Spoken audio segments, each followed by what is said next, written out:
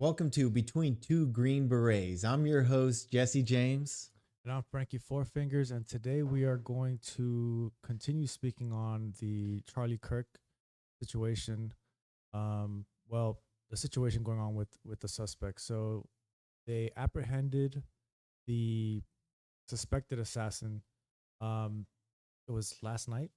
I think they got him this morning. 9/11 this morning. I think so. This morning. I know this is. We'll watch President Trump speaking about it this morning at 9:00. I don't know the exact time he was arrested. They had a pretty lengthy. Yeah, we could watch that press. The press release that they had with the the director of the FBI was there. Yeah, that was pretty good. Yeah, that was definitely pretty good. So we'll watch that too. If you want to kick it off, we can kick it off right here with what President Trump had to say. You were at the 9/11 memorial. We were all watching that. And J.D. Vance was supposed to be with you. He went out to be with Charlie Kirk's family and to get the body back to his hometown in Arizona. And you said you were going to award him the Presidential Medal of Freedom, which is very nice of you. Any updates on the suspect? Yeah.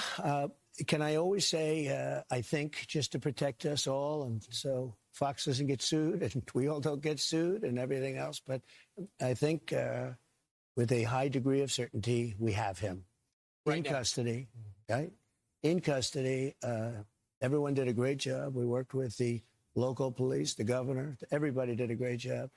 You know, getting somebody that you start off with absolutely nothing. And we started off with a clip that made him look like an ant that was almost useless. We just saw there was somebody up there. And so much work has been done over the last 2.5 days. You know, it's amazing, actually, when you start off with that and then all of a sudden you get lucky or talent or whatever it is. But I think we're in great shape. And he's in custody. All right. So what's your thoughts after that, after President Trump said that?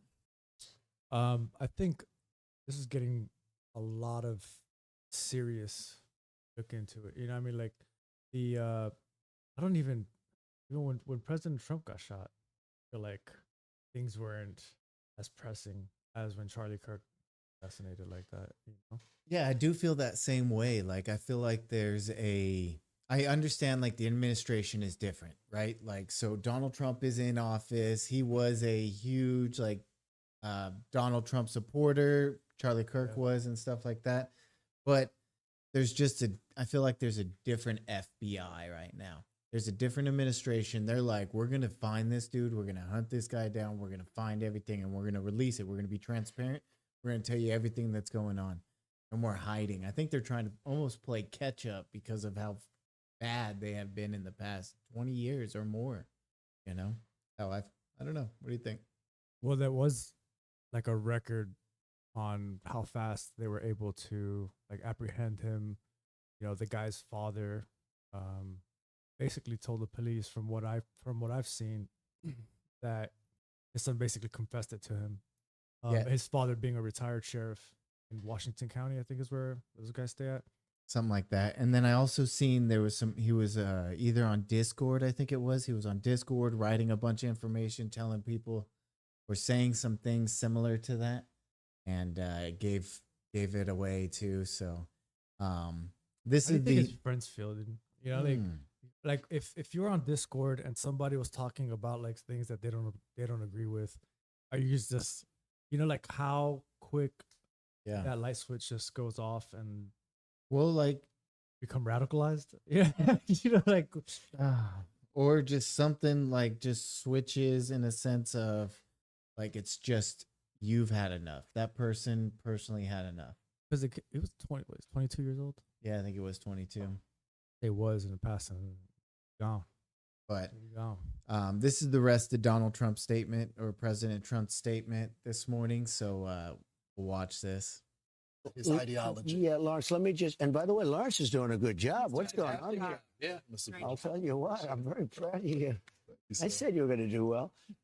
But I think that I don't want to go too far. I'd like to tell you some stories at how it happened, but essentially somebody that was very close to him turned him in. And that happens when you had some of those good shots. Somebody is going to say, whether it's a parent or whatever, I'd rather not say right now. They're going to announce it today, sometime later, probably talk about that. But somebody close to him turned him they said, whoa, it's interesting. Where we had very good pictures, but not great, not perfect. And when you look at it, what happened is somebody, and this happens a lot. It happened with the crazy Boston bomber. It happened with others.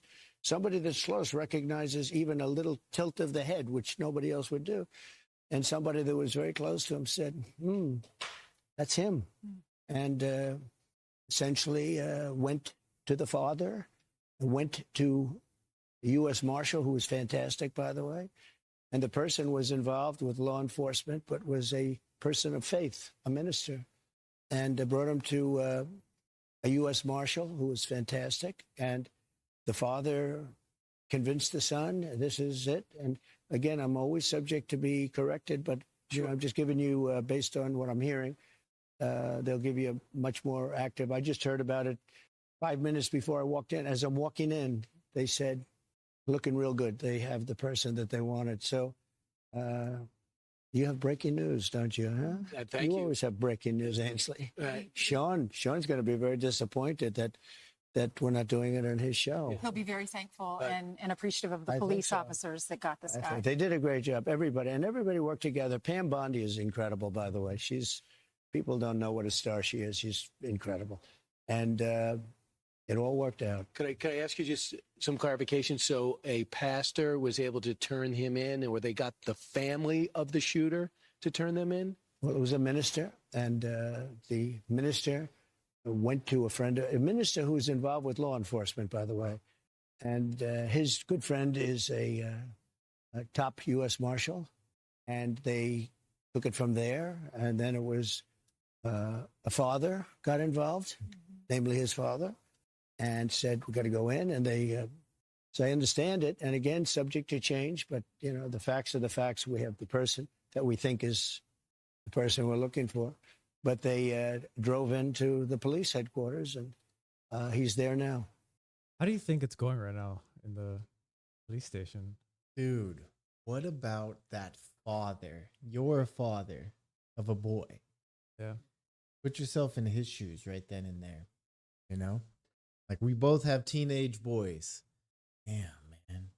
Yeah, think about that's as a father, Yeah. that's like, yeah. What's going on in the police station, man? I don't know. Like, they're just gonna be questioning him constantly for a while, man. You think he's gonna cooperate? He's gonna want to tell his story, or you think he's just gonna hold everything close to the vest? I don't know. I want to dig more into his what's going on, into his background, a little bit more information on him and stuff like that, and see what comes from that. And man, I don't know. This is